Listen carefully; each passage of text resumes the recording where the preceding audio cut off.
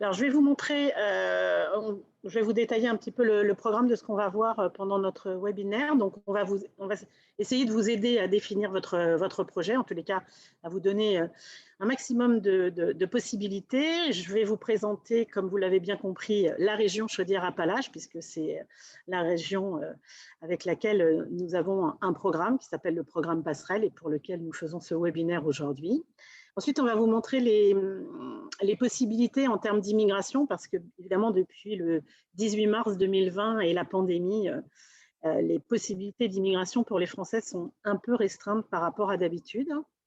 On va vous présenter les opportunités d'emploi qu'il y a dans la région et qui sont offertes dans le programme de la passerelle, et puis aussi les opportunités de formation, parce que c'est aussi un biais non négligeable pour pouvoir venir immigrer au Québec. C'est quelque chose de vraiment très intéressant. Et donc, du coup, nous avons un partenariat avec plusieurs centres de formation au sein du programme Passerelle. Et puis ensuite, on va tout vous dire du programme Passerelle et de l'accompagnement temporiste lorsque vous rentrez dans ce programme-là. Je pense qu'on va être ensemble une petite heure, peut-être 40 minutes, et il y a à la fin une possibilité de questions. J'ai avec moi Johanna qui doit pouvoir voir vos interrogations, vos questions, et puis pouvoir y répondre au mieux. En tous les cas, toutes les questions qui apparaîtront sur le chat ou le Q&A, on pourra vous apporter des réponses même après. Et puis, le webinaire est aussi enregistré, donc comme ça, on pourra aussi vous le transmettre. Et s'il y a des points que vous voulez revoir, là, vous aurez tout loisir de le revoir tranquillement. Alors, définir ensemble votre projet. Alors, c'est très important parce que un projet d'immigration au Québec, ça se prépare et ça se prépare pas de la même façon en fonction de si on vient par le travail, si on vient par les études ou plus exactement la formation, si on vient s'installer seul, si on vient s'installer en famille, en région, est-ce qu'on est déjà venu au Canada, etc., etc. Donc, il y a une multitude de questions. C'est pour ça qu'on essaye de définir au mieux ce qui va vous correspondre. Mais j'aime bien, lorsqu'on commence le webinaire, commencer par vous dire que la province du Québec, c'est une des provinces les plus grandes du Canada, mais c'est surtout une des plus peuplées avec celle de l'Ontario. Mais ça représente c'est énorme par rapport à la France. Et souvent, lorsqu'on demande aux Français lorsqu'on parle aux Français du Québec, la réponse c'est oui, Montréal. Alors Montréal, ce n'est absolument pas le Québec, mais alors vraiment pas. Montréal, c'est très cosmopolite, c'est très très différent du reste de la province et du reste des autres villes. Donc il y a des grandes villes ailleurs dans la province du Québec que Montréal. Tout ça pour vous dire que les opportunités ont toujours été plus importantes en dehors de Montréal et de la région de Montréal, parce que Montréal, c'est comme une capitale, même si ce n'est pas la capitale du Québec, puisque c'est Québec. C'est quand même quelque chose de très grand. Donc, ce n'est pas là où vous allez avoir les plus belles opportunités, loin de là. Donc ça, c'était important de faire un point. Et puis surtout par rapport à la pandémie, nous, en termes d'offres sur Montréal, entre avant mars 2020 et après, actuellement, on a à peu près 50% de moins d'offres sur Montréal et le Grand Montréal. Alors, bien sûr, il y a encore des demandes. Tout ce qui va être les régions, que ce soit l'Estrie, le centre du Québec ou la région Chaudière-Appalaches. En l'occurrence, je vais vous parler de la région Chaudière-Appalaches. On est revenu au même taux de chômage qu'avant la pandémie. Donc, il y a la même pénurie qu'avant la pandémie. Donc, c'est vraiment pour vous montrer qu'il y a deux choses vraiment différentes entre Montréal, la grande ville, et puis les régions. Donc, pour vous faire un peu rêver, on est à moins de 4% de chômage en région Chaudière-Appalaches, donc le renouvellement ne se fait pas et c'est pour ça qu'il y a une grosse demande. Donc voilà pour la partie définir le projet, et puis c'est surtout de savoir les opportunités qu'il y a en termes d'emploi, mais aussi en termes de formation.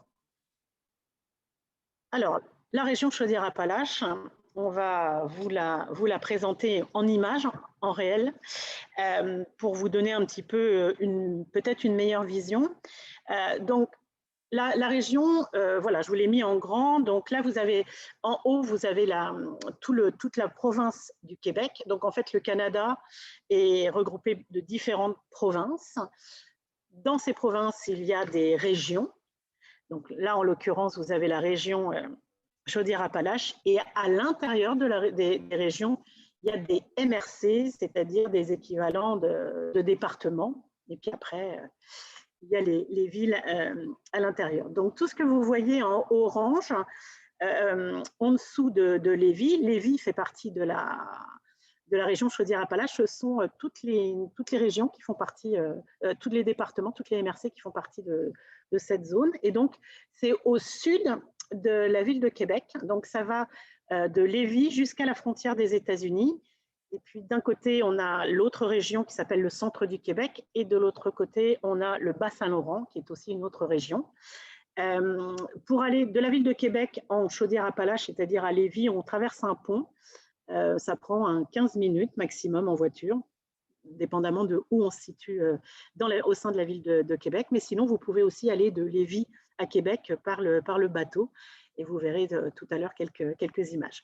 Donc voilà, donc c'était pour vous donner une vision de cette région-là, qui est une région assez étendue et qui offre de belles opportunités. Donc là, je vous ai mis quelque chose qui représente notre région, mais c'est surtout de saison. Parce que voilà ce que l'on a au jour d'aujourd'hui. Aujourd'hui, on a le grand soleil et la neige. Alors, je vais commencer par vous décrire la région de la Beauce. Donc, c'est ce qui est souligné sur la carte en rose. Donc, ces 3 MRC, c'est la Nouvelle-Beauce, Robert-Cliche et Beauce-Sartigan. Donc, c'est une région où on a des entreprises, des centres de formation qui offrent au jour d'aujourd'hui, qui sont adhérents dans la passerelle. Donc, c'est pour ça que je mets l'attention dessus, comme je vais mettre après l'attention sur la MRC de Lévis, puis la MRC des Appalaches et de Bellechasse, parce que ce sont là où on a actuellement beaucoup d'offres, mais sur les autres, on peut en avoir aussi. Voilà quelques images de la Beauce. Donc, la Beauce, vous avez Sainte-Marie. Donc, Sainte-Marie se situe sur la Nouvelle-Beauce, donc le premier qui est au plus près, qui est à 20 minutes de la ville de Québec. Ensuite, vous avez Robert-Cliche, qui est avec Beauceville. Et puis enfin, la dernière, qui est le plus au sud, qui est la Beauce-Sartigan et qui va être avec la ville de Saint-Georges. C'est une très belle ville et qui est située vraiment proche de la frontière des États-Unis, notamment avec le Vermont. Donc, en gros, de la capitale nationale de Québec à la frontière américaine, en traversant Chaudière-Appalaches, il y a 1h30, 1h20, 1h30 de voiture. Donc, quand vous êtes à Saint-Georges, vous êtes à une bonne heure de Québec. Alors ensuite, il y a une autre région dont je vous ai parlé, donc c'est Thetford Mines, qui est la ville principale des Appalaches, de la MRC des Appalaches. Là, on se rapproche plus, on va vers Montréal, vers Sherbrooke, et puis après Montréal. Et là aussi, on a des offres tant des centres de formation et des entreprises. Donc, je vais vous montrer une vue de Thetford. Donc là, c'est vraiment une vue de Thetford. Donc Thetford, c'est une ancienne... d'anciennes mines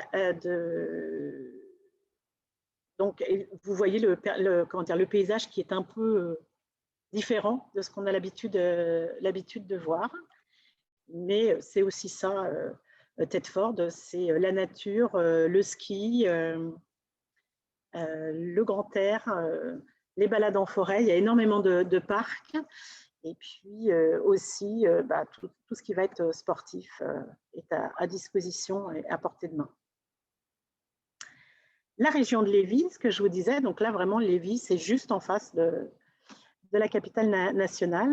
Donc Lévis, c'est très étendu, c'est en longueur, c'est pas très large, mais c'est tout en longueur.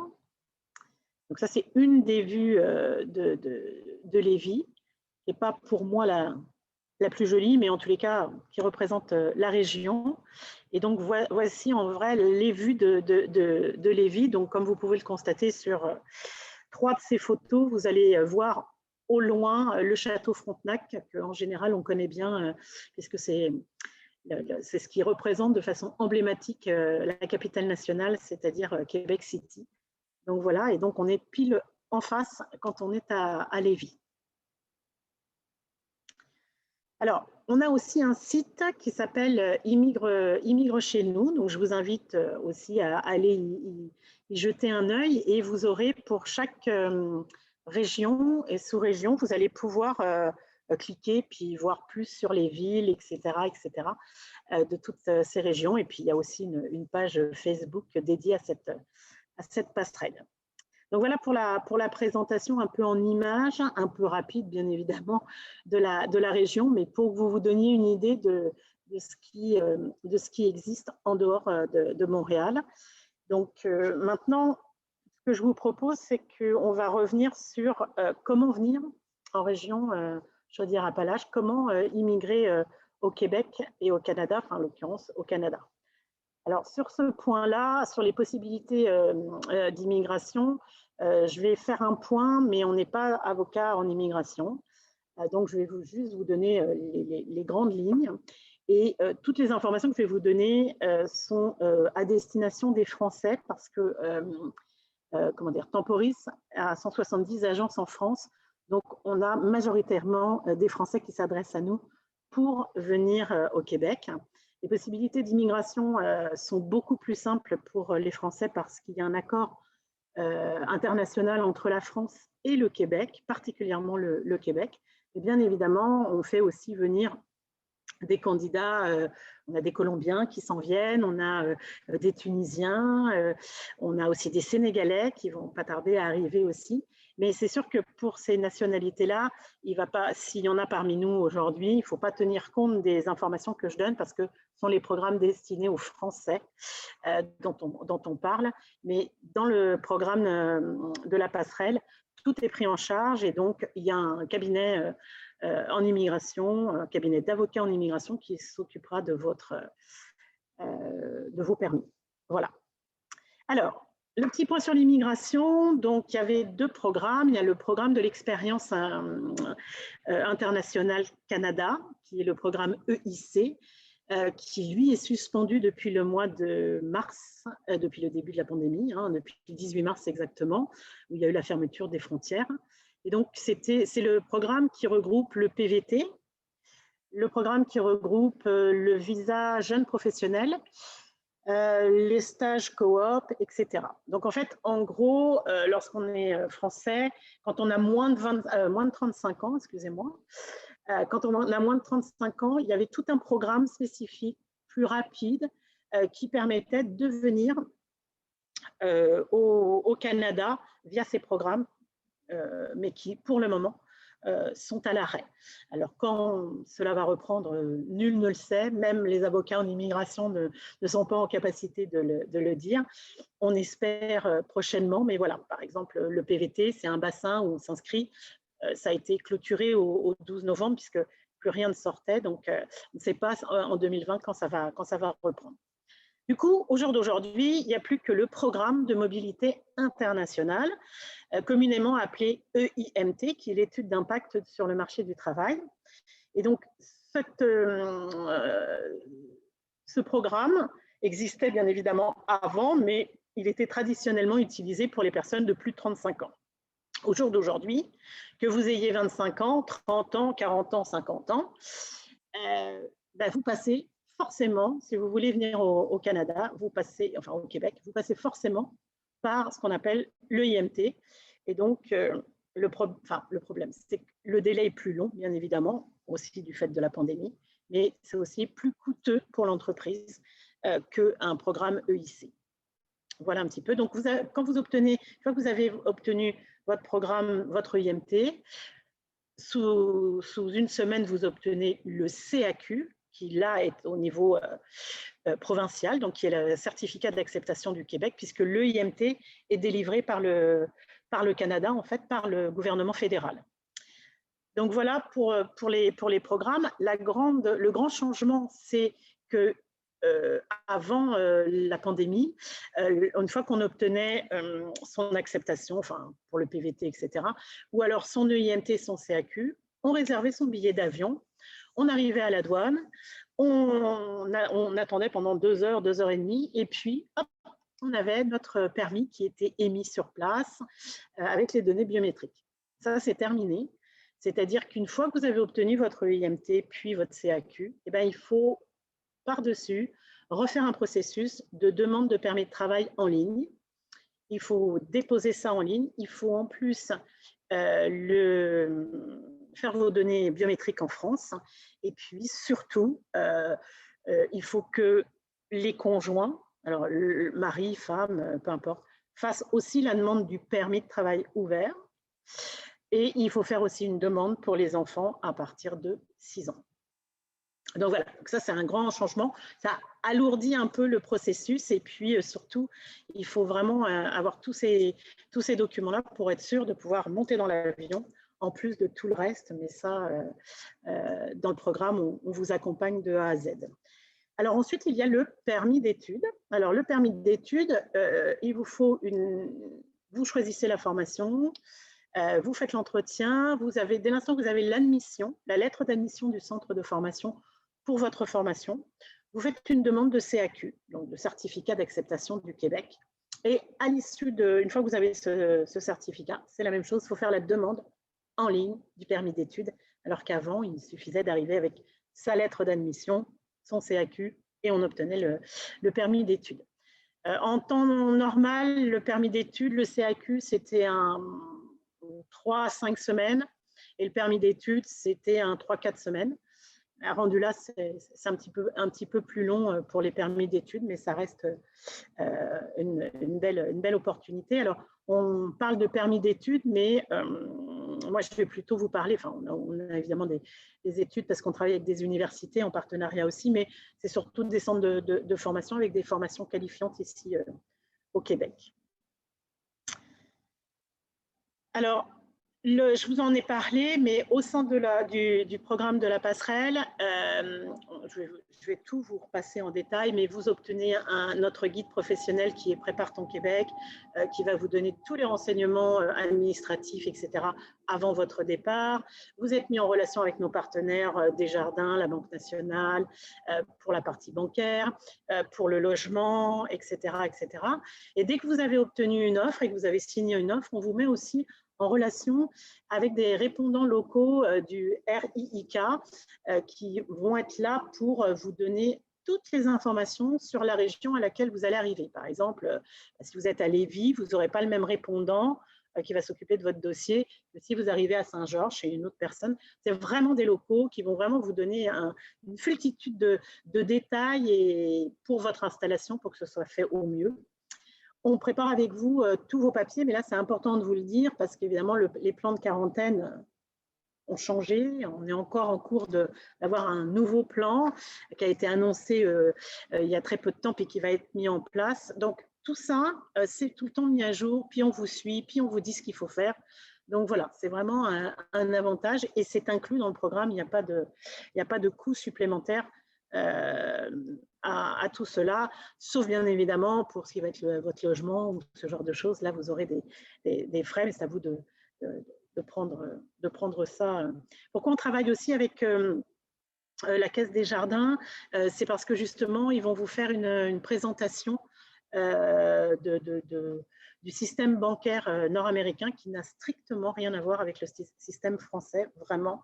Donc, c'est vraiment très important. Puis, vous pouvez aussi ouvrir votre compte avant d'arriver. Et ça aussi, croyez-moi, pour l'avoir fait, avoir vécu ce parcours d'immigration il y a plusieurs années, c'est vraiment très, très important.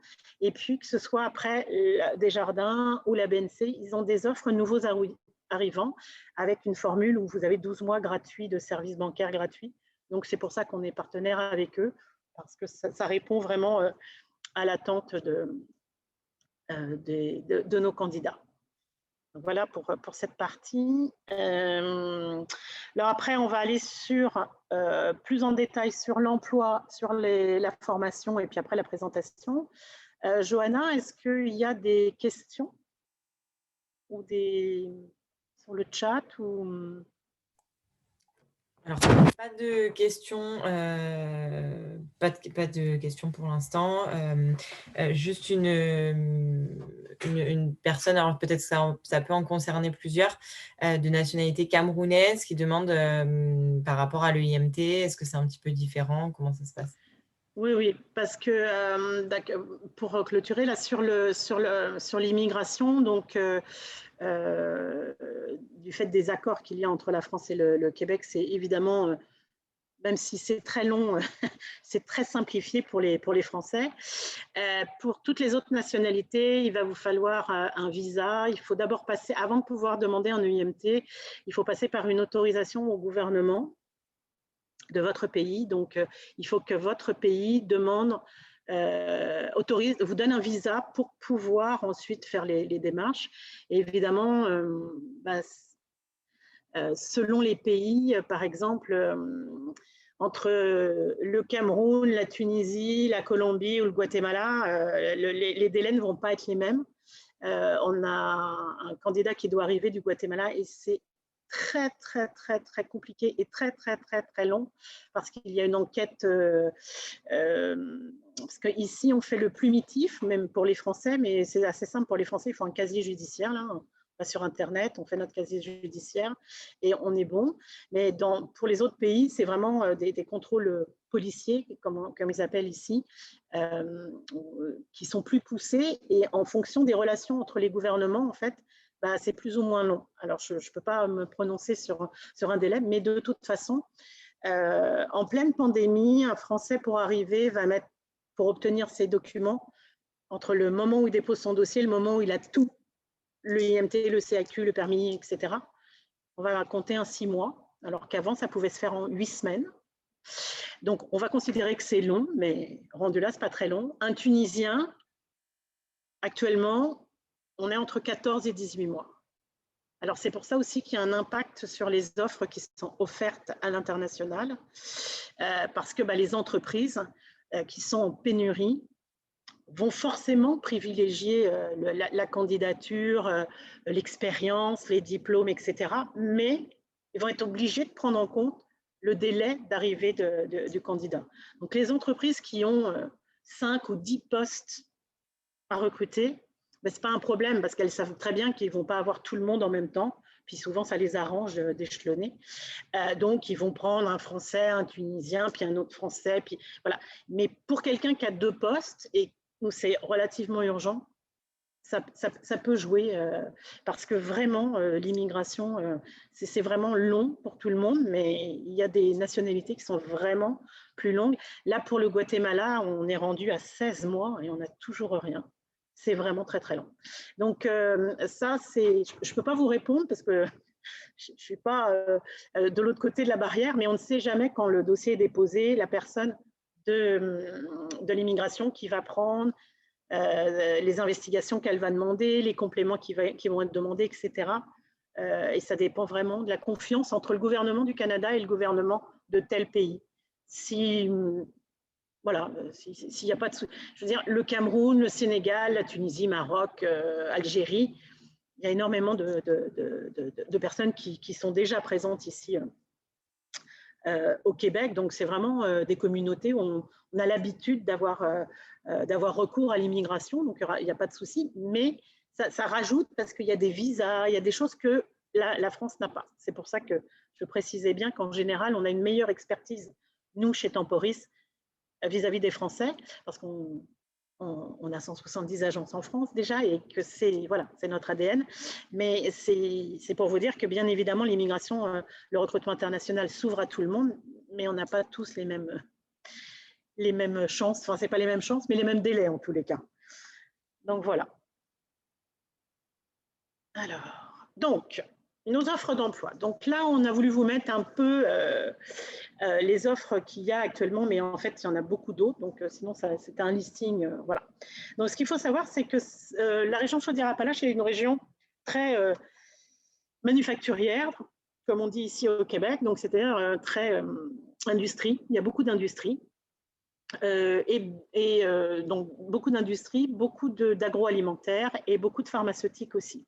Donc dans ces entreprises-là, bien évidemment, on va avoir besoin de postes techniques, les soudeurs assembleurs, les machinistes. Alors un machiniste ici, c'est un tourneur-fraiseur en France, de mécaniciens industriels, d'électromécaniciens, etc. Donc tous ces postes techniques, on a des ingénieurs, des dessinateurs, des concepteurs. Je vous dis, on n'a pas tout mis. Après, on a les postes qu'on appelle les postes de journalier ou les postes d'opérateur. Donc là, c'est des postes qui sont moins techniques, mais qui, eux, vont demander une expérience dans le domaine.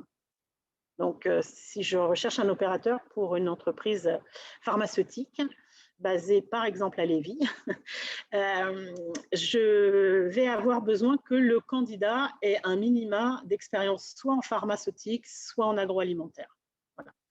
Après, on a toute la partie mécanique, donc, qui est aussi quelque chose d'assez développé en région Chaudière-Appalaches. Donc, il y a le mécanicien industriel, bien sûr, mais là, on va aussi aller vers du mécanicien automobile, du mécanicien d'engins de chantier et véhicules lourds. Alors, véhicules lourds, c'est ce qu'on appelle les mécaniciens PL ou SPL en France, ou pour les bus aussi. Et puis, donc voilà, donc la mécanique est assez développée. On a une bonne partie aussi de qualité, donc inspecteur qualité, contrôleur qualité, quel que soit le domaine. Et puis, on a beaucoup de postes dans les TI, dans les techniques informatiques. Donc, on va nous demander aussi dans ces industries des postes d'analyste programmeur, des postes d'analyste d'affaires, des postes de technicien informatique. Voilà. Donc, on a vraiment une grande amplitude. Et puis, avant, c'est pour ça que je ne l'ai pas mis là, on avait aussi une grande demande dans le domaine hôtellerie, restauration, voilà, hôtellerie, restauration, donc cuisine, serveur. Voilà.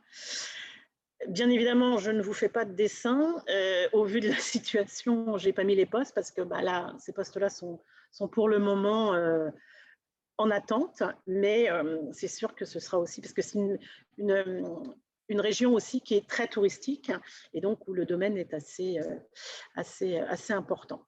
Alors, ce qu'il faut savoir, c'est que vous allez vous dire, oh, il y a beaucoup de postes techniques, etc. Mais l'EIMT, dont je vous ai parlé un petit peu avant, en fait, pour immigrer au Canada, c'est ce qu'ils appellent ici une immigration choisie. Donc, en fait, le gouvernement, tous les ans, chaque année, donne une liste de postes qui vont être ouverts au recrutement international. Et d'autant plus que la pandémie leur a donné raison, donc ça ne risque pas de s'améliorer, si je puis dire. Mais ils vont décider que par rapport aux régions, voilà où est la pénurie. Et donc, sur les postes pénuriques, on va aller chercher, et spécifiques en fait, au-delà d'être pénurique, c'est des postes spécifiques, on va aller chercher des candidats à l'extérieur de la province. Mais avant, on avait une énorme pénurie pour la vente, pour le service, par exemple, les serveurs, on ne pouvait pas aller à l'étranger, ce n'était pas ouvert à l'international, donc c'est un peu compliqué. Donc du coup, c'était quand même des postes pénuriques, mais où on n'avait pas le droit d'aller à l'international. Et en fait, la raison du gouvernement, c'est que c'est des postes qui pour eux sont plus simples à former, où on peut prendre quelqu'un qui a la volonté, qui n'a pas de formation, mais qu'on peut former sur le tas, alors que c'est souvent compliqué de former un mécaniste de rendre quelqu'un qui n'a jamais été mécanicien industriel juste en le prenant au sein de l'entreprise. Non, ça va vraiment demander une vraie formation, un peu comme la cuisine, un peu comme d'autres postes. Donc en fait, ils ont fait une différence comme ça pour que si demain l'économie s'effondre, on ne se retrouve pas avec une énorme immigration de personnes qui n'ont plus d'emploi. Et ici, le chômage, ça n'a rien à voir avec la France. Mais alors, quand je vous dis rien à voir, c'est rien à voir. Donc, pour pas qu'on rencontre ce problème-là. Donc, en fait, là, je vous ai mis les offres que nous, on avait actuellement, mais il y a plein d'autres offres. Et comme le programme Passerelle, c'est un programme qui se fait tout au long de l'année, les entreprises adhèrent au programme, mettent une offre, et puis après, ils arrivent à le pourvoir, ils vont mettre une autre offre. Donc, ça bouge à chaque semaine ou à chaque mois, ça évolue. Là, on a 2 nouvelles entreprises qui vont intégrer le programme cette semaine. Donc, je n'ai pas les offres là dans la proposition que je vous fais, mais c'est pour vous donner un petit peu vraiment tout ce qui est besoin. Toutes les offres, comment elles peuvent évoluer. On a aussi des postes réglementés ici au Québec, que je ne vous ai pas mis non plus, mais on va être amené à rechercher des infirmières. Alors, toujours pareil, que ce soit pour les infirmières, et on recherche aussi des enseignants. Pourquoi ces 2 postes? Donc, c'est 2 métiers qui sont réglementés, qui sont donc en fait réglementés ici. Ça veut dire que dépend du ministère, et c'est le ministère qui décide si vous allez pouvoir venir sur ces postes-là ou si vous allez correspondre plus que l'établissement qui va vous recruter ou le centre hospitalier. Et donc, comme ce sont des postes réglementés, les seules possibilités pour venir en tant qu'enseignant ou en tant qu'infirmier, ce sont des Français. Vous êtes infirmière au Cameroun, au Maroc, en Colombie, vous ne pourrez pas venir au Québec en tant qu'infirmier. Il faudra repasser une formation. C'est obligatoire, c'est comme ça. Et c'est la même chose pour l'enseignement. Même si vous êtes prof en Algérie, vous avez tous vos diplômes, il n'y a pas d'équivalence et donc il vous faudra repasser d'abord par la formation. Voilà. Bon. Je ne veux pas vous emmêler tout ça, mais voilà, c'est pour vous dire que là, il n'y a pas que ces postes-là, mais c'est pas mal ça où il y a le plus de demandes. Alors, on va partir maintenant sur le côté formation. Alors, pourquoi la formation? En fait, quand on a lancé le programme Passerelle en 2019, j'avais des candidats qui étaient vraiment de très bons candidats et on avait un souci pour passer l'immigration justement à cause de cette réglementation du gouvernement entre le diplôme, l'expérience dans le domaine, etc., que cette opportunité de formation et de reconversion, en fait, d'arriver ici par le biais de reconversion de la formation, je trouvais que c'était vraiment quelque chose d'intéressant. Et comme il y avait beaucoup de centres de formation qui font du recrutement international, bien évidemment, j'ai fait en sorte qu'on puisse l'intégrer au programme Passerelle. Donc, au jour d'aujourd'hui, on a 5 centres de formation qui sont avec nous. Évidemment, il en existe plein d'autres. Et ce qu'il faut savoir, c'est par exemple, si vous venez via le programme de formation, quand vous obtenez votre permis d'études, la personne qui détient le permis d'études va pouvoir, pour subvenir à ses besoins, parce que bien évidemment, venir via la formation, ça va vous demander un budget un petit peu plus conséquent, forcément, pour subvenir à vos besoins, mais ça, ils en sont conscients. Donc, il y a beaucoup de choses qui sont mises en place, mais dans votre permis d'études, vous allez pouvoir, pendant la durée de la formation, travailler 20 heures par semaine, donc quel que soit un emploi, chez Tim Hortons, vendeur, à Subway, où vous voulez, en vente, bref, et avoir cet emploi-là, et puis avoir votre formation. Quand la formation, pendant les périodes de vacances scolaires, là, si je peux appeler ça comme ça, alors vous pouvez travailler jusqu'à 40 heures par semaine. Comme ça vous permet de subvenir à vos besoins. C'est pareil, toutes les formations n'offrent pas les mêmes garanties à l'issue du permis d'études. En fait, s'il vous faut un certain quota d'heures, il y a certains programmes de formation qui, à l'issue de la formation, une fois que vous avez votre formation, déjà, vous avez 9 chances sur 10 de trouver un emploi, si ce n'est pas 10 chances sur 10, mais surtout, vous obtenez derrière un permis de travail de la même durée que vos études, votre formation. Et puis après, pendant cette durée-là, vous pouvez, si vous le souhaitez, faire la demande de la résidence permanente, etc., via le programme PEC. Enfin bref, il y a différents cas ensuite pour la suite. Mais voilà, donc quand vous venez en famille, par exemple, si monsieur fait une formation, il va avoir donc son permis d'études, il va pouvoir travailler 20 heures par semaine, et puis madame va obtenir un permis de travail ouvert. Donc, elle va pouvoir travailler dans n'importe quelle entreprise, hormis la santé, 40 heures par semaine. Et puis, bien évidemment, les enfants auront leur permis d'études si nécessaire, mais voilà. Et puis, évidemment, si c'est madame qui prend les formations, c'est monsieur qui a le permis ouvert. Donc, voilà. Donc, pour certaines familles, c'est vraiment une très belle solution. Et puis, c'est des formations qui sont reconnues. Donc, sont reconnues bien évidemment ici au Québec. Mais si, pour une raison X ou Y, dans 3 ans après, 5 ans après ou 10 ans après, vous retournez en France, ce sera aussi reconnu. Donc, c'est plutôt quelque chose qui est plutôt agréable. Alors, on travaille donc, ce que je vous disais, avec 5 centres de formation. Je vous ai mis des exemples de formation. Sur notre site, on met à peu près 5 formations par centre en valeur, si je puis dire. Mais chacun, ils ont une cinquantaine de programmes là. Et puis, il y en a... par exemple, on a 2 centres de formation qui ont la formation soins infirmiers, pour être infirmier ou infirmière. Donc voilà, après, on vous met en relation avec les 2 si c'est dans ce domaine-là que vous voulez aller. Et c'est après à vous de choisir, je veux plus aller à Sainte-Marie, non, je préfère aller à Lévis, je préfère aller à Saint-Georges. Voilà. Après, c'est vraiment quelque chose pour vous à gérer, mais j'ai voulu essayer de vous montrer tout ce qui était des plus diverses. Donc, on a évidemment une majorité d'offres en technique, parce que vous l'aurez compris, les soudeurs, les mécaniciens industriels, etc., ont un pont d'or pour venir ici. Mais on a aussi en agricole, en biologie. On a bien évidemment, ce qui fonctionne très bien aussi, c'est tout ce qui est formation en informatique. Donc, les techniques de l'informatique, donc qui sont les TI, mais qui peuvent après amener sur des jeux vidéo, il y a différentes possibilités. La cuisine, parce que la cuisine est vraiment quelque chose d'important ici au Québec. Et les Français sont très fervents d'avoir des Français en cuisine. On se demande bien pourquoi. Et puis enfin, je vous ai quand même mis un petit peu de formation autres, donc administrative, les assurances, la comptabilité, etc., etc. Alors, il faut faire attention entre adjoint administratif et administration. Je sais, c'est le Québécois et pas... Voilà. Une adjointe administrative, ça va être quelqu'un qui va faire du secrétariat et toutes les tâches administratives. Voilà.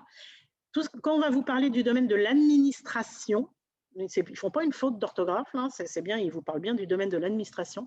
C'est toute la partie commerce. Donc voilà, donc c'est vraiment ces petites différences. Et quand on va vous parler des sciences comptables, c'est les postes de comptabilité. Et c'est important de le savoir parce que ce soit en assurance, en immobilier aussi, il y a une formation pour les courtiers immobiliers. En fait, assurance, immobilier et comptabilité, ce n'est absolument pas la même chose qu'en France.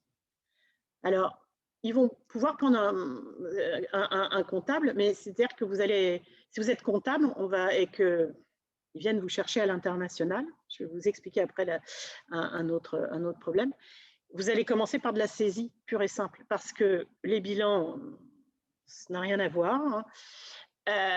Les déclarations de taxes, ça n'a rien à voir parce que l'équivalent de notre TVA en France, je vais y arriver, c'est ici la TPS et la TVQ, donc c'est 2 systèmes différents, un système provincial, un système fédéral, donc ça ne s'invente pas, c'est bien d'avoir un cours, franchement ça ne s'invente pas. Vous avez tout ce qui est salaire qui n'a rien à voir, enfin bref, donc c'est aussi important de se dire, OK, moi, dans mon domaine, en France, ça fait 15 ans que je suis en comptabilité. Je ne vais pas aller reprendre une formation. Si, c'est plus que nécessaire parce que le système bancaire, le système comptable, le système des assurances et le système de l'immobilier n'a rien à voir avec le système français. C'est pour ça que ces formations-là sont assez importantes. Et c'est vrai que ça peut sembler bizarre quand on a 15 ou 20 ans d'expérience, mais c'est la réalité en tous les cas. Donc voilà, donc la formation, c'est vraiment une très belle opportunité. Puis après, on s'entretient avec vous, on vous montre tout ce qu'il y a, vous réfléchissez à ce qui peut vous plaire, et puis voilà, puis on avance comme ça. C'est vraiment un domaine qui est très, très intéressant.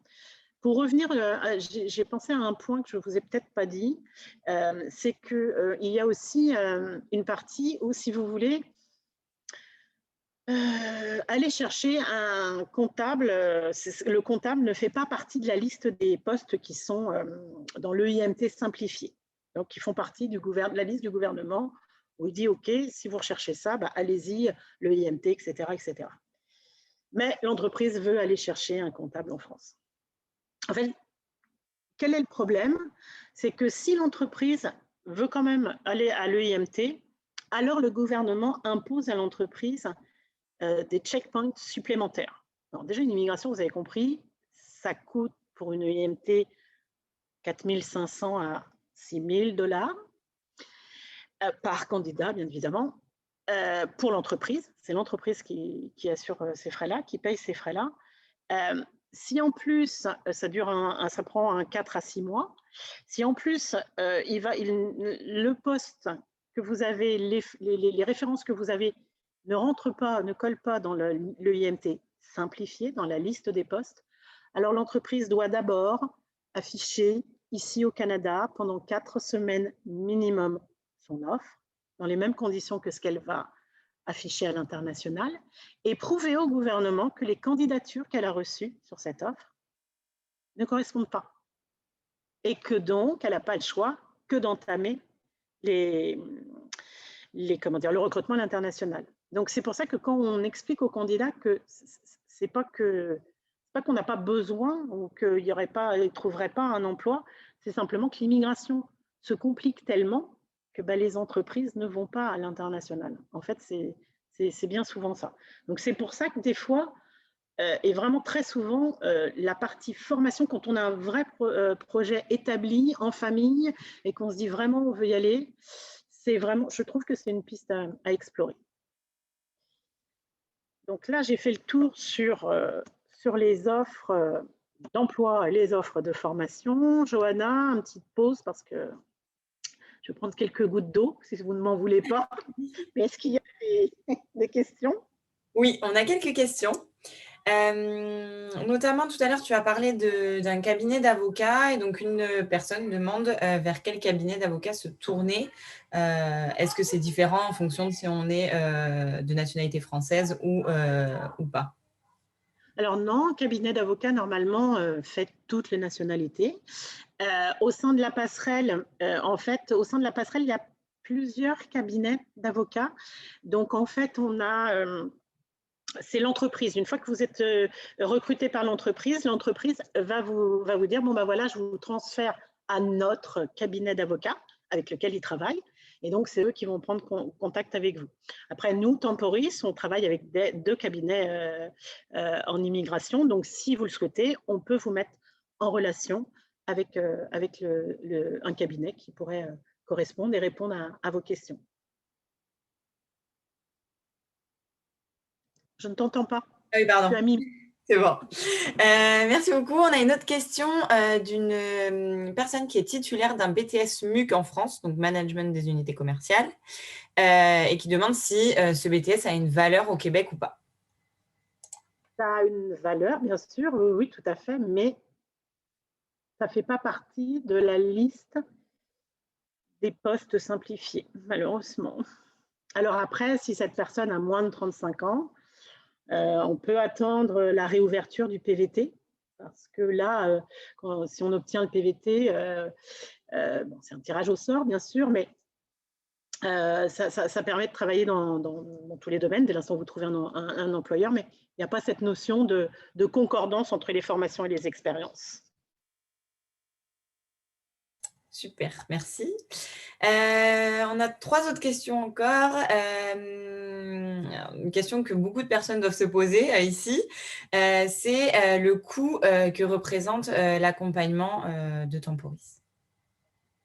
C'est très, très cher parce que c'est gratuit, en fait.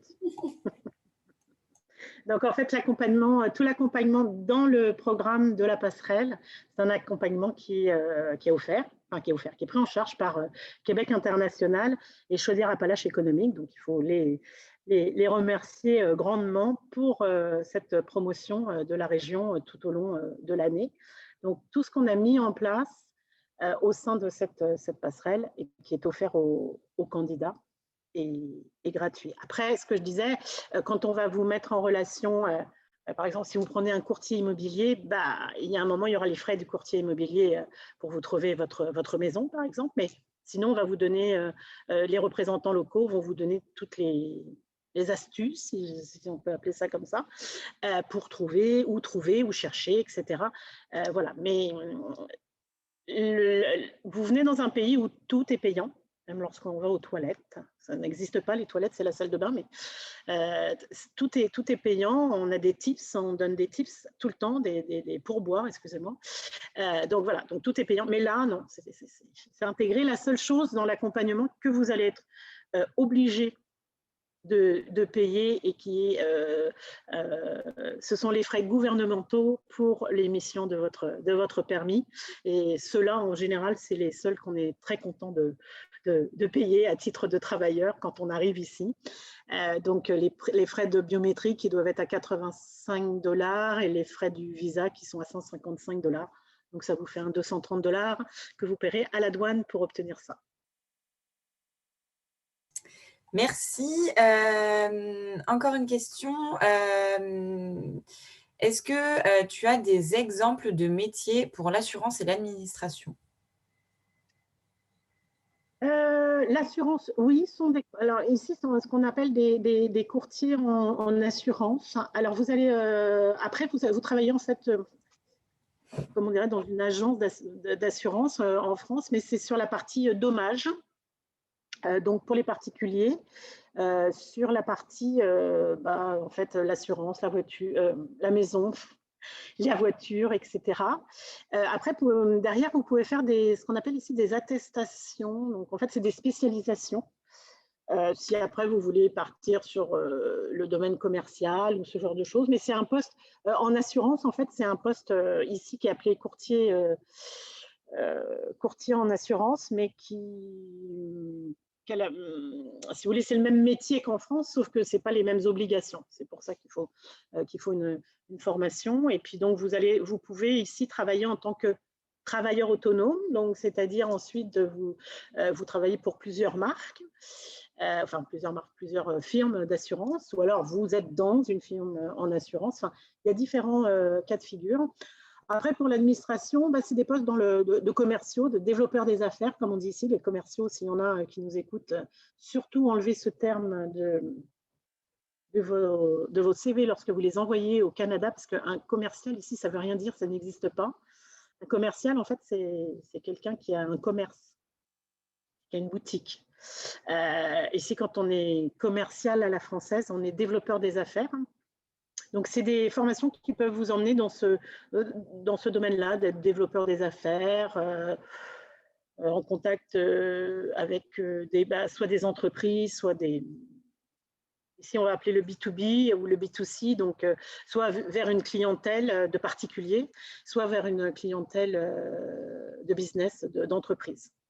Ce sera des postes dans ce domaine-là. Merci. Une autre question, donc là, qui est plutôt ciblée sur de la cuisine, mais qui peut, je pense, s'appliquer à tout secteur d'activité. Donc, plus ciblée donc, sur la cuisine, est-ce que pour ouvrir, par exemple, un restaurant au Canada, au Québec, est-ce qu'il faut avoir suivi une formation en cuisine ou pas? Je dirais bien il n'y a pas d'obligation. Enfin, non, il n'y a pas d'obligation. Il y a une forte recommandation, ça peut paraître logique. Par contre, vous n'allez pas pouvoir obtenir un visa de travail parce que vous voulez ouvrir un restaurant. Donc, dans un premier temps, le plus simple, si c'est votre souhait, c'est de venir en tant que cuisinier. Là, encore une fois, le problème pour obtenir le visa de travail, c'est pas dans la liste. C'est que personne va aller en recrutement international chercher un cuisinier alors qu'on est fermé, que les restaurants sont fermés. Donc, ça peut être une bonne option de venir faire une formation en cuisine, de continuer sur un emploi pour voir les normes, parce que les normes d'hygiène ne sont pas les mêmes. Il y a beaucoup de d'obligation de certification, mais en France aussi, hein, voilà, mais c'est juste que ce n'est pas les mêmes, comme ça donne une vision. Et ça vous permet, pendant ce laps de temps, de faire une demande de résidence permanente. Puis quand vous avez la résidence permanente, bah, j'ai envie de dire, vous pouvez faire ce que vous voulez, ce n'est pas un souci. Ou alors, si vous venez ici parce que, par exemple, madame va avoir un permis de travail fermé, va avoir un emploi, madame va être en permis de travail fermé, donc le conjoint va être en permis de travail ouvert, bah là, on peut monter, on peut acheter et monter une entreprise ou racheter un commerce ou un restaurant, c'est pas un souci. Mais on ne peut pas obtenir un visa de travail parce que je rachète une entreprise. Ça ne fonctionne pas. Merci. On va peut-être continuer, puis on fera les questions à la fin, ou il reste encore des questions? Il reste quelques questions, mais on peut attendre la fin si... Ouais, est-ce que c'est en lien avec l'emploi, la formation? C'est en lien avec l'emploi en général. Bon, alors on pourra finir avec. Oui, ok. Allez, on se lance. Si on n'a plus pour très longtemps, je vous assure. Après... Alors, bah, en quelques mots, Temporis, je ne sais pas si vous connaissez, en tous les cas, Temporis, c'est le premier réseau en France d'agences en franchise. On a au jour d'aujourd'hui 171 agences.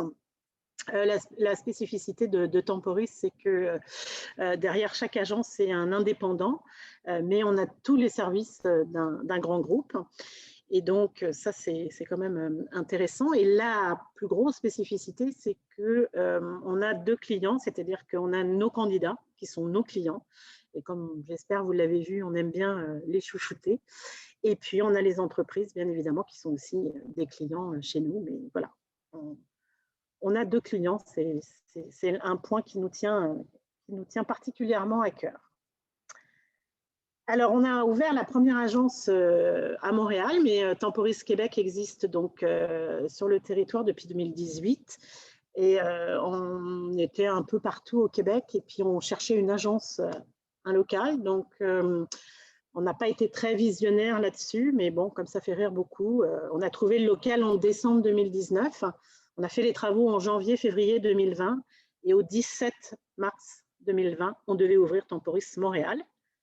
Ça a quand même ouvert, comme vous voyez les photos, mais la date n'a pas été respectée. On a plutôt ouvert au mois de mai. Mais bon, on est quand même là pour vous servir. Donc voilà, la première agence physique au Québec est à Montréal. Et puis les autres, on va attendre que ça s'arrange un petit peu. Comme vous êtes en France, il vous suffit d'aller sur temporis.fr, donc www.temporis.fr, et puis vous allez retrouver ce petit logo du Canada. Et là, l'inscription est assez simple. Alors, soit vous vous inscrivez à partir d'une offre qui est... vous postulez à une offre, décidément, j'ai un peu de mal aujourd'hui, soit vous vous inscrivez pour partir au Canada, et à ce moment-là, on va vous contacter, vous refaire un retour par courriel, et puis ensuite, on va vous envoyer le dossier de candidature, etc., etc. Mais c'est la simplicité parce que sur le site français, en téléchargeant votre CV, ça peut prendre 10 secondes. Donc, c'est vraiment une bonne chose. Donc, ça, c'est à partir du site français. Mais on a aussi un www.temporis.ca, qui est notre site canadien. Vous n'avez pas forcément les mêmes offres parce que théoriquement, sur le temporis.ca, on a bien sûr les offres qui sont offertes aussi à l'international, mais on a aussi des offres qui ne sont pas sur le site français parce qu'ils ne sont pas ouverts au recrutement international. Voilà. Alors, ce fameux programme Passerelle, en fait, je vous en ai parlé, ça fait presque 1 heure que je vous en parle, mais vraiment, il y a tout qui est inclus dedans. Donc, c'est un programme qui a été fait en partenariat avec Québec, il est initié par Chaudière-Appalaches Économique, qui a contacté Québec International, qui est en charge du développement économique, et puis Temporis a été retenu pour toute la partie donc, promotion de la région et les emplois. Donc l'idée à la base, c'était d'aller chercher en France, parce que ce système passerelle, tout au long de l'année, des candidats intéressés par un projet d'immigration en région, notamment en région Chaudière-Appalaches, Donc, de l'autre côté, les entreprises ont la possibilité d'adhérer à ce programme en toute simplicité et d'afficher leurs offres, ou alors les centres de formation, centres scolaires, hein, comme on les appelle ici, d'afficher les offres aussi de formation. Et puis, nous, on fait le mixte entre les deux parce qu'il y a une présélection qui est faite au préalable, d'où le dossier de candidature que l'on vous envoie, qui s'appelle dossier d'immigration, pour déjà voir avec vous où vous en êtes de votre projet, la composition familiale, où est-ce que vous êtes célibataire, est-ce que vous êtes juste en couple sans enfants, avec des enfants, l'âge des enfants. Il y a pas mal de choses qui rentrent en ligne de compte et qui va faire que ce n'est pas la même immigration pour tous, c'est forcément différent. Et puis, donc, on a plusieurs échanges et puis ensuite, on vous accompagne de A à Z. Donc, une fois qu'on a fait toute cette présélection, c'est appelé ici, on va en proposer votre candidature sur c'est ça l'avantage, toutes les entreprises de la région qui recrutent dans votre domaine. Et puis, vous allez avoir un échange. Je vais faire la slide suivante, ça va être plus simple pour vous. Voilà, donc en haut, vous voyez, votre parcours commence ici. Je ne sais pas si vous voyez, commence ici. Donc, soit vous envoyez un CV, soit vous souhaitez faire de la formation, mais ici, c'est nous, en fait. Donc, on fait tout cet échange avec vous et puis ensuite, on vous envoie soit dans les entreprises, soit dans les, dans les centres de formation, ici, pour une mise en relation, pour un entretien, etc. etc. Et puis ensuite, vous obtenez une offre d'emploi ou vous obtenez une lettre d'admission. Et là, va commencer le processus d'inscription, enfin le processus d'embauche ou d'inscription. Donc, une fois que vous avez validé votre inscription, ou alors vous avez validé, vous dites « Ok, je suis d'accord avec l'offre que l'entreprise m'a faite, allons-y ». Alors là, ça va se scinder en deux. Vous allez partir sur le permis de travail, enfin sur l'immigration. Donc, soit un permis de travail qui va être valable 24 ou 36 mois. Donc, il y a une petite étoile qui est mise pour ça. Parce que là encore, c'est le gouvernement qui décide si ça sera un 24 mois ou si ça sera un 36 mois. Ça, c'est comme ça. Ou votre permis d'études, ou les démarches pour votre permis d'études. D'accord? Donc, après, c'est toute la partie qu'on a vue. Je vous ai expliqué en gros ce qui se passait. Et puis, vous allez revenir avec nous, de l'autre côté, sur les préparatifs de votre départ. Donc, on vous envoie le guide professionnel de Prépare ton Québec, où on a passé en revue, enfin, en tous les cas, on a essayé de passer en revue vraiment tout, du déménagement, je viens avec mes meubles ou je viens avec mes valises, je viens avec mon chat ou je viens avec ma tortue, je viens avec mes enfants, donc les écoles, voilà. On a essayé de vous faire tout ce que nous, on a connu il y a quelques années, a été regroupé puis mis à jour. Tous les documents que vous avez besoin de préparer avant d'arriver, pour la partie santé, donc ici pour obtenir la RAMQ, qu'est-ce que c'est que la RAMQ, comment ça fonctionne, voilà. Donc tout cette préparatif et en parallèle, donc on va aussi vous traduire le franco-québécois, hein, parce que là je me rends compte que moi je commence à avoir de plus en plus de mal entre est-ce que je choisis un condo, est-ce que, voilà. Donc tous les termes québécois, vous allez vous dire, qu'est-ce que ça veut dire ça? Donc, on vous a préparé ça. Et puis, de l'autre côté, vous êtes avec les répondants locaux qui vont, eux, vous dire, voilà, à Sainte-Marie, voilà tout ce qui est possible pour vous, voilà ce qu'on peut vous apporter. Vous allez avoir un entretien avec Desjardins qui va vous présenter la partie bancaire, etc., etc. Voilà. Donc là, on est vraiment là en support. On vous met en théorie en relation avec les autres partenaires qui sont dont c'est la spécificité. Mais on est toujours là, souvent on est les traducteurs en fait. On vous dit, oui, ça veut dire ça. Ah non, mais parce que ça se fait comme ça ici. Voilà, ce petit côté doublon. Et puis, bien évidemment, passer ce temps-là, qui est un temps assez intense en termes de préparatifs et stressant ou anxiogène en tous les cas, parce que quand on voit tout ce qu'on a à faire, puis le temps, on se dit, je ne vais jamais y arriver, ou alors pourquoi je me suis lancée là-dedans, mais vous verrez, au final, ça se passe très, très bien.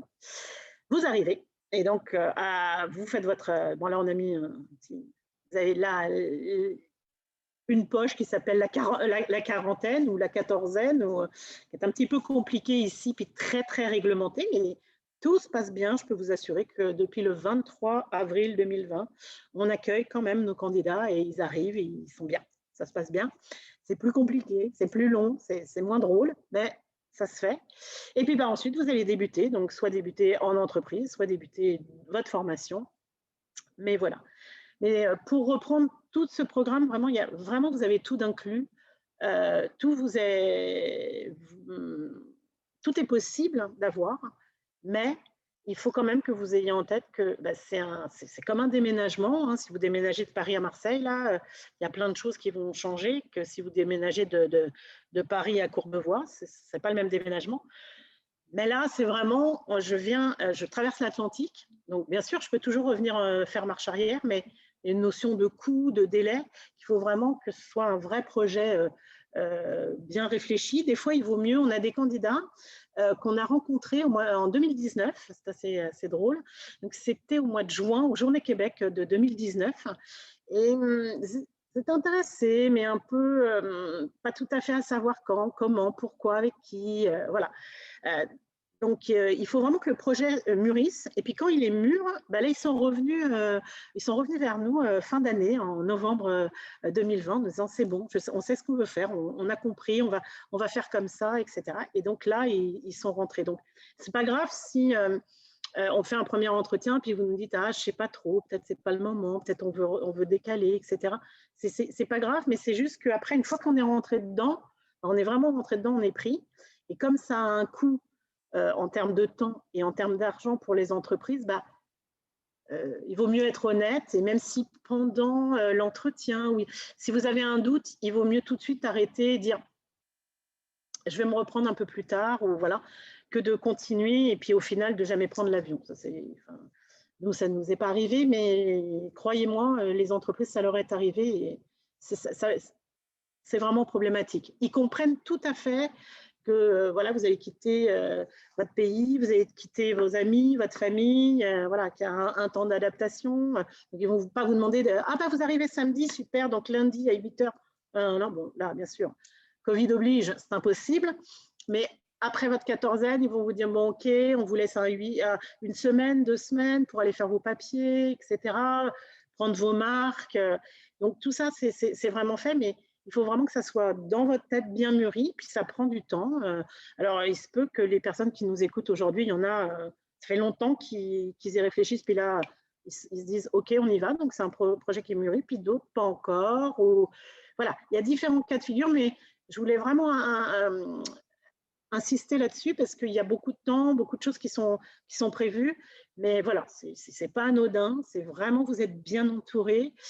C'est vraiment, enfin moi j'adore, mais je pense que vous l'avez compris, mais j'adore ce projet parce que je trouve qu'il est vraiment ouvert à tous et puis il y a tellement de possibilités.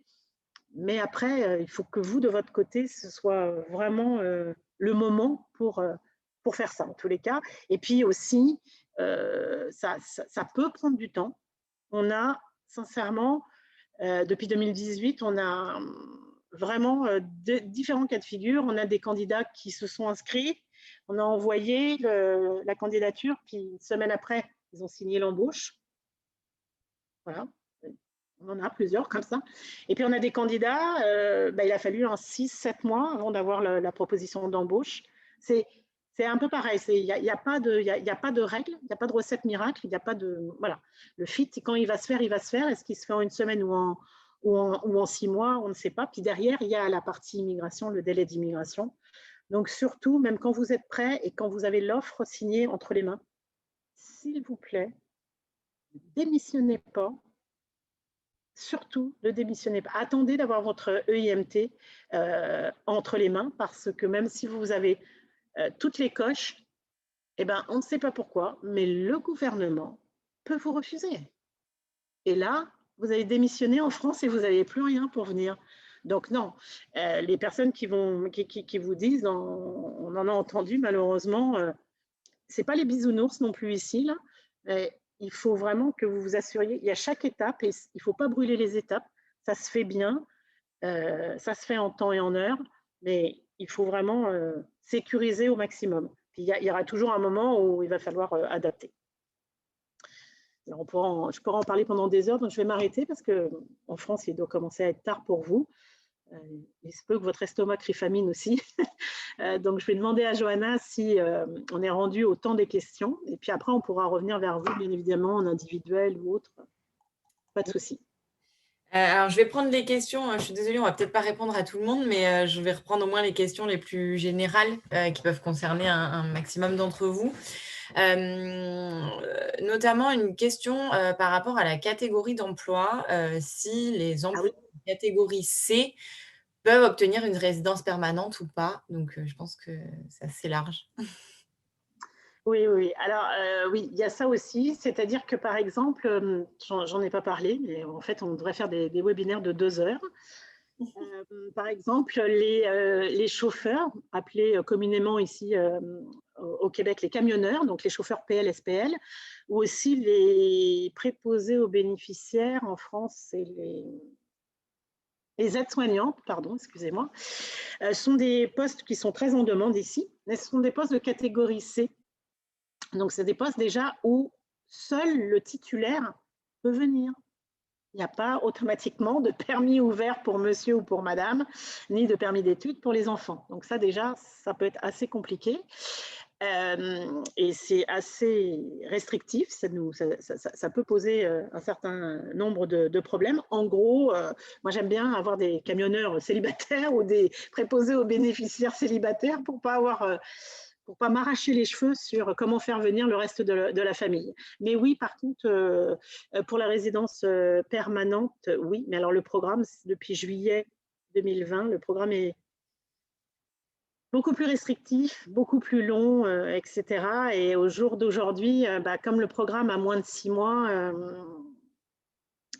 je ne vais pas me prononcer, puis je ne suis pas avocate en immigration, mais c'est pareil, ça c'est une question, on peut vous mettre en relation avec un cabinet d'avocats qui va vous dire les tenants et les aboutissants et comment, en venant sur un permis de catégorie C, vous pourrez obtenir la résidence permanente, parce que je pense que c'est important, évidemment, avant de partir, de savoir si on aura un accès. Il n'y a pas d'obligation après votre permis vous pouvez juste renouveler votre permis, il y a ça aussi, mais rester en permis temporaire, ça a quand même des inconvénients, soyons honnêtes.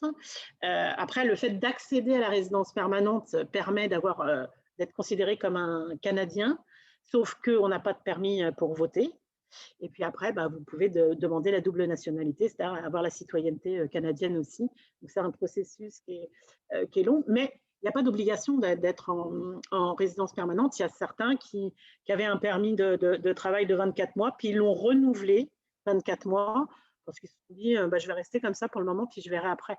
Mais pour les catégories C, oui, je pense qu'il est plus raisonnable de voir avec un avocat en immigration, parce qu'au vu des changements qu'il y a eu au mois de juillet 2020, ça devient compliqué. Et ce qui est d'ailleurs... alors, il y a un programme spécial, mais qui est pour les préposés aux bénéficiaires, qui a été mis en place par le gouvernement, et c'est un programme pilote.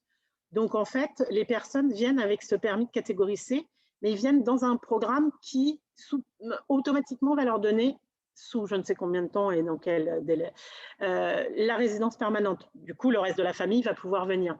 Donc, je pense que comme c'est un programme pilote qui a été lancé au moment de la modification du programme du PEC, il se peut que bientôt, ça soit les camionneurs, mais comme son nom l'indique, c'est un projet pilote. Alors, je n'en sais pas plus, mais on peut garder contact et puis on peut vous mettre en relation pour avoir ces informations-là.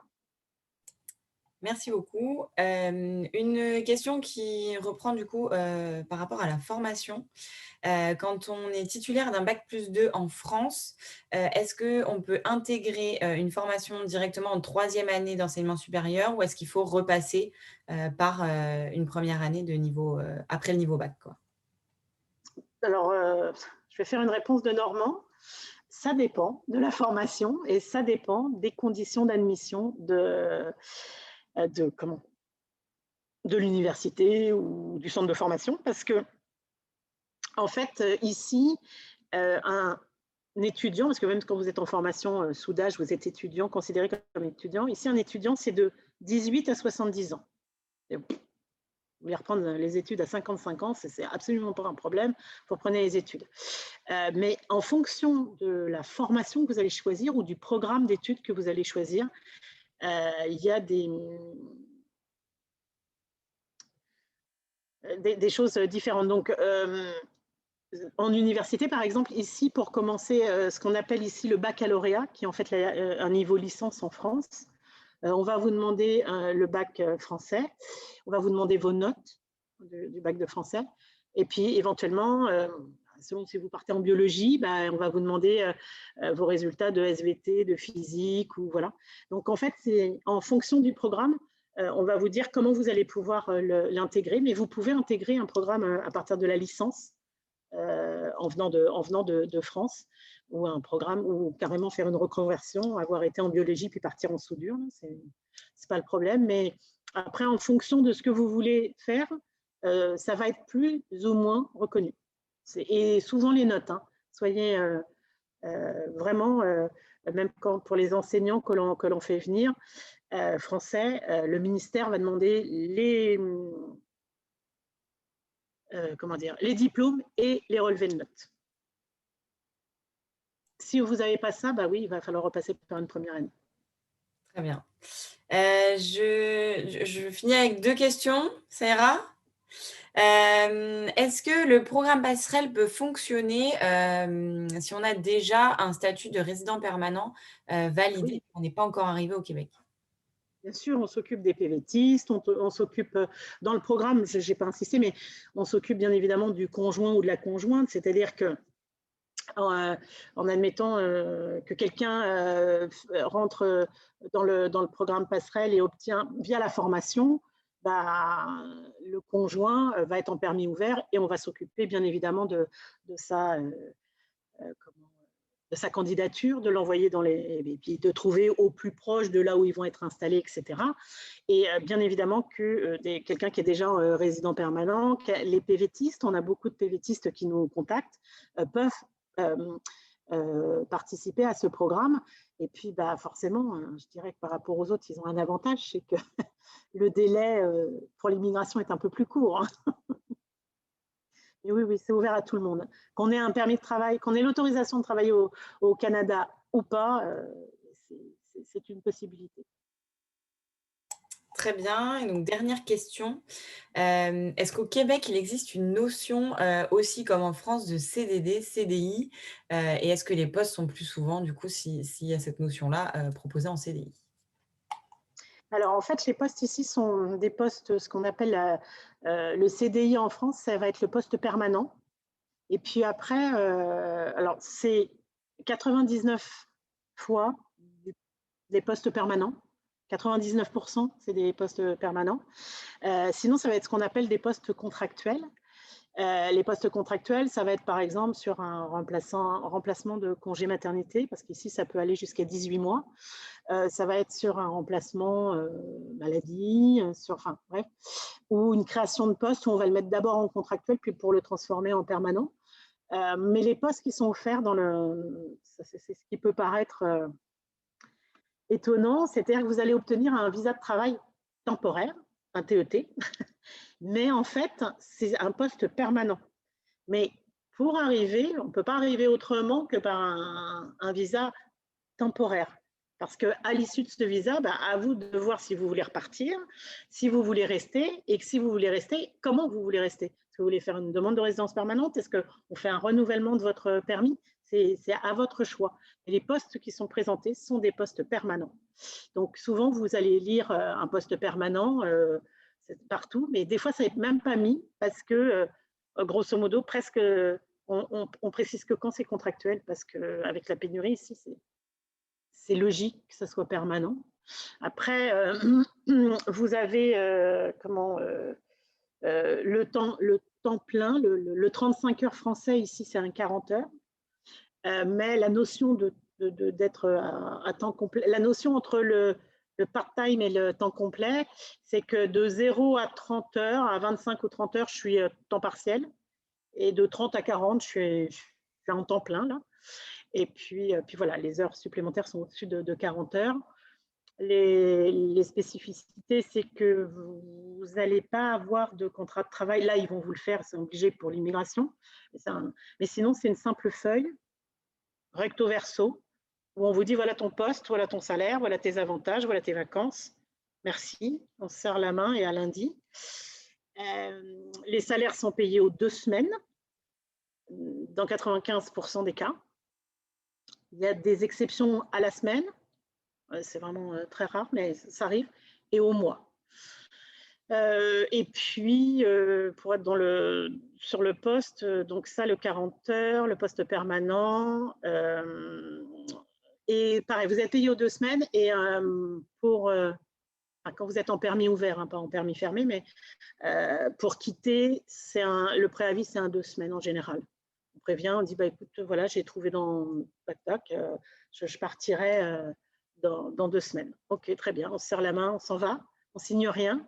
Et puis, on reçoit, c'est tout ce qu'on nous doit. Et ça se fait automatiquement par les systèmes. Enfin, les prud'hommes ici ne sont pas débordés, voire ils n'existent pas. Donc voilà. Mais vous, quand vous êtes en permis fermé, c'est pour ça que je voulais revenir là-dessus pour vous donner les spécificités. Mais quand vous venez en permis de travail et que vous êtes en permis de travail fermé, vous ne pouvez travailler que dans l'entreprise pour laquelle vous avez été recruté.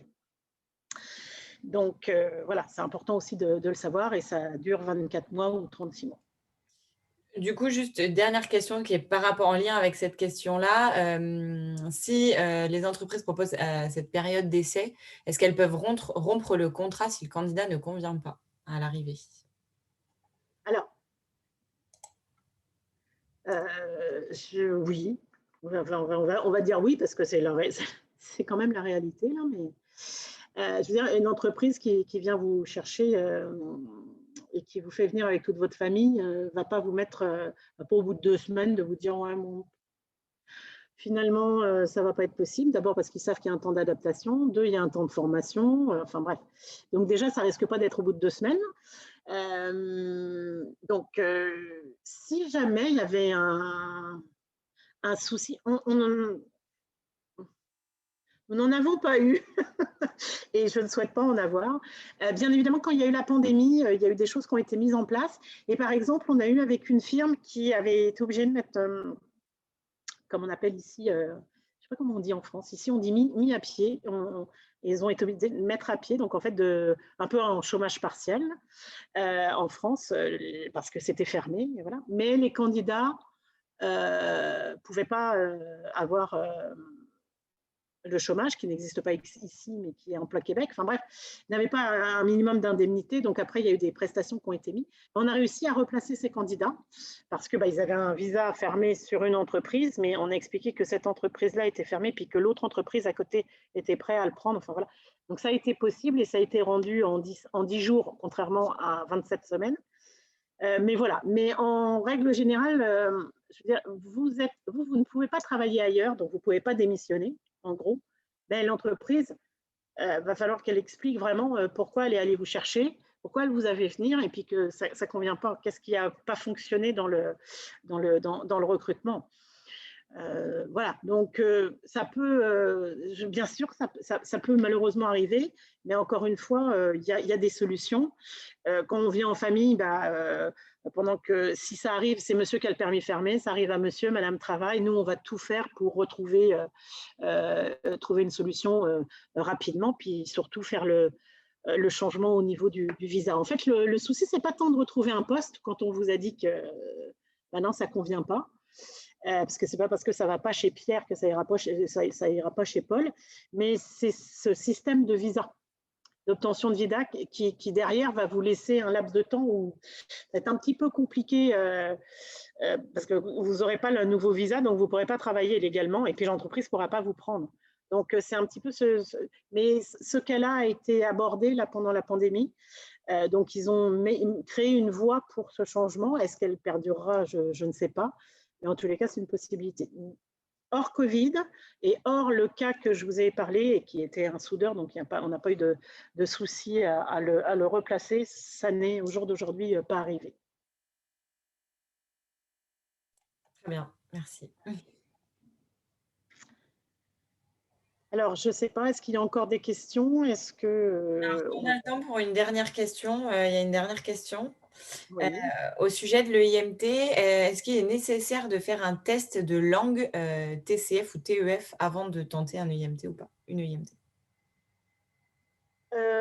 Pour un Français, je vous dirais que non, il n'y a pas... Ah, quoique. Question piège. Ouais, c'est une question de... Oui, parce que j'allais dire non, mais à la base, je ne pense pas qu'il y ait une obligation. Il se peut sur certains postes. Je vais faire encore une réponse de Normand. Mais le test après est obligatoire sur la partie des résidences permanentes, enfin la demande de CSQ. D'abord, vous commencez par le CSQ. Donc, du coup, c'est un petit peu drôle parce qu'il se peut qu'on vous fasse passer votre test pour le IMT, savoir si vous parlez français en tant que Français. Et puis, il va être valable que 2 ans, bien sûr, au cas où. Et après, il faut le repasser. Alors, je sais que c'est un petit peu bizarre pour nous autres Français, là, mais ils ont mis une règle. Donc, forcément, ils sont obligés de l'appliquer à toutes les nationalités, français ou pas français. Voilà. Donc, non, on vous le dira en tous les cas s'il y a nécessité, mais je dirais, allez pas passer un test de français qui a quand même un coût financier. Qui va être en plus valable que 2 ans, tant qu'on n'a pas la certitude qu'il y en ait besoin pour votre domaine d'activité. Ça serait ma recommandation. Après, ce n'est pas grave, hein, si vous l'avez, très bien, mais sachez qu'il faudra le repasser au Québec à un moment ou un autre pour la résidence permanente. Très bien, mais merci beaucoup. On n'a pas d'autres questions. Eh bien, écoutez, c'est moi qui vous remercie. J'espère que ça a pu vous apporter des questions. Je viens juste de me rendre compte que sur la présentation, il n'y a pas nos coordonnées. Alors, je vais encore user de votre patience et je vais vous donner l'adresse sur laquelle vous pouvez nous contacter. Donc, vous avez en fait 2 adresses courriel possibles. Vous avez agence.montréal@temporis.ca, tout en minuscules, sans accent, sans rien, agence.montréal@temporis.ca, ou alors québec.contact@temporis.ca. Et puis, n'hésitez pas. Alors, je sais que certains avaient dû nous contacter déjà sur ces adresses-là et on leur avait envoyé le lien sur les derniers candidats qui nous ont contactés. On avait envoyé le lien pour aujourd'hui. Comme ça, plutôt que de prévoir un entretien, on savait qu'on allait couvrir pas mal de choses. Donc, soyez à l'aise de nous envoyer votre candidature, de revenir vers nous pour une formation. Ça nous fera vraiment plaisir de vous répondre. Puis, si ce n'est pas pour tout de suite, parce que vous avez encore besoin de réfléchir, ce n'est pas grave, ça sera pour plus tard.